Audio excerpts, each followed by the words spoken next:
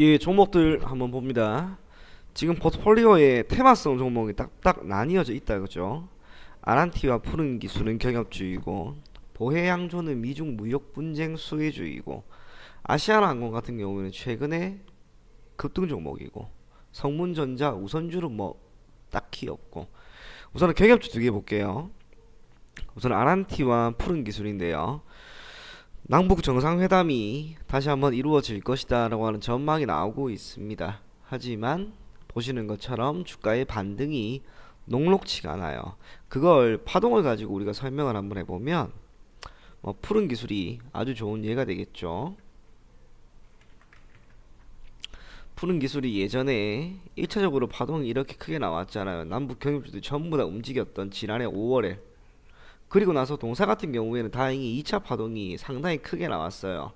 이때 파동이 나왔을 때 1차 파동을 돌파했던 기업이 그렇게 많은 게 아닙니다. 오히려 이 1차 파동을 넘지 못하고 주저앉은 종목들이 더 많았어요. 그렇죠. 그리고 나서 최근에 뭐였습니까? 북미 정상회담이 결렬이 되면서 사실상 경협주들은 상승 모멘텀을 잃었다고 보입니다. 그래서 푸른 기술 같은 경우에는 지금 기술적으로 보더라도 크게 의미가 없을 것 같아요. 손실이 1.54% 밖에 없기 때문에 이 종목은 가급적이면 정리를 하는 게 좋지 않을까라는 생각이 듭니다. 이 종목 현재가에 전량 매도 의견 드리겠습니다. 다음 아란티는 조금 달라요. 아란티는 당시에 경협주가 아니었죠. 지난해 랠리가 펼쳐졌을 때 경협주는 아니었습니다만 이후 경협주로 엮였죠. 짐 로저스의 4회 이사 선임, 그리고 금강산 관광이 다시 한번 시행될 것이다 라고 하는 기대감으로 아란티가 올랐는데 지금은 역시 박살이 나고 있습니다. 기술적으로 여기가 중요해요. 이 갭자리, 요만큼 갭이 보이잖아요. 이 갭 하락분을 과연 메울 수 있을까? 그게 중요했는데 이때 갭이 나왔던 자리의 저가 수준이 17,200원이었거든요. 그런데 4월 11일, 4월 16일 이 가격대로 돌파를 하지 못하고 내려와 버렸잖아요. 힘이 없는 거예요, 이건. 사실상 갭이 나왔던 그날 고가가 3월 22일에 고가가 15,300원이었는데 이 가격까지 지금 밀었기 때문에 그 밑에 13,200원의 손절가로 자꾸 대응을 해야 됩니다. 손절가를 13,250원으로 잡으시고요. 목표 가격은 이 종목이 17,200원까지 쉽게 단기간에 가기 정말 힘들 겁니다. 그래서 우선적으로 목표 가격은 약간의, 정말 약간의 손실을 본다 하더라도 한번 16,000원 정도, 16,000원 매수 단가가 되겠죠. 매수 단가까지만 올라오면 가급적인 정리를 하고 나오는 방향으로 가도록 할게요. 다음 아시아나항공 한번 보겠습니다. 흐름이 너무 크게 나왔습니다. 그죠? 그리고 오늘 과열 종목으로 지정이 되어서 단일가 매매가 되고 있는데 네이버 종목 토론실이라든지 그런 게 거기 보면 이야기 많죠. 이 과열 거래 제거되면은 급등 나온다, 상한가 나온다, 그거는 모르는 거예요. 기본적으로 주가가 오르기 위해서는 1차 파동이 이렇게 크게 나왔던 시점 있죠. 여기를 돌파해야 되는데 그거는 내일 움직임을 봐야 됩니다.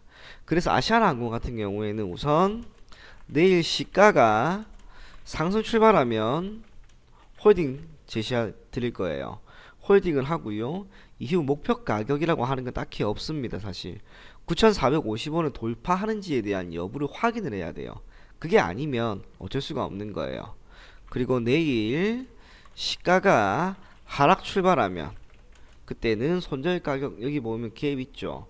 6,850원이 저가인데 매수 가격이 7,000원이잖아요.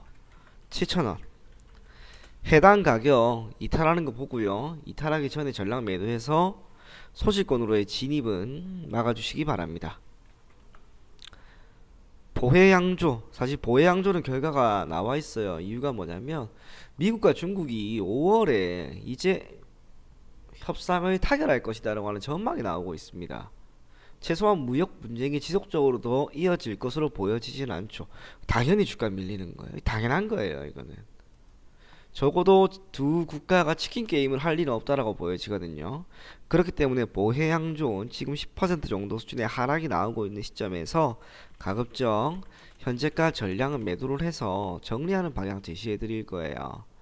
기술적으로 뭐 반등이 나와서 내일 오를 수도 있고 며칠 있다가 오를 수도 있습니다.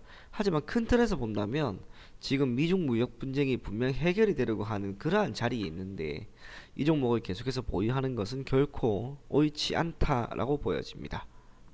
마지막 성문전자우 그런 거죠. 우선주잖아요.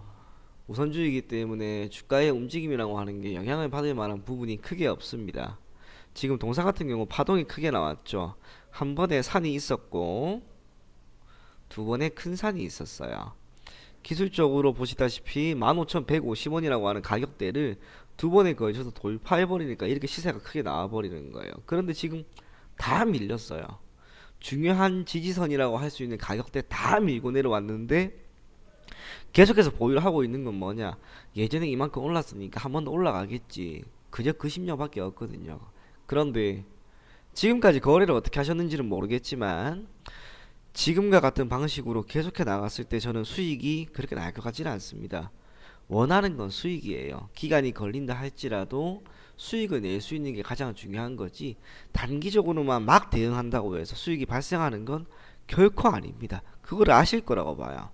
그렇기 때문에 이 종목은 이미 손절선을 지났어요. 얼마? 15,150원. 이까지 밀렸으면 더 이상 사면 안 되는 거였어요.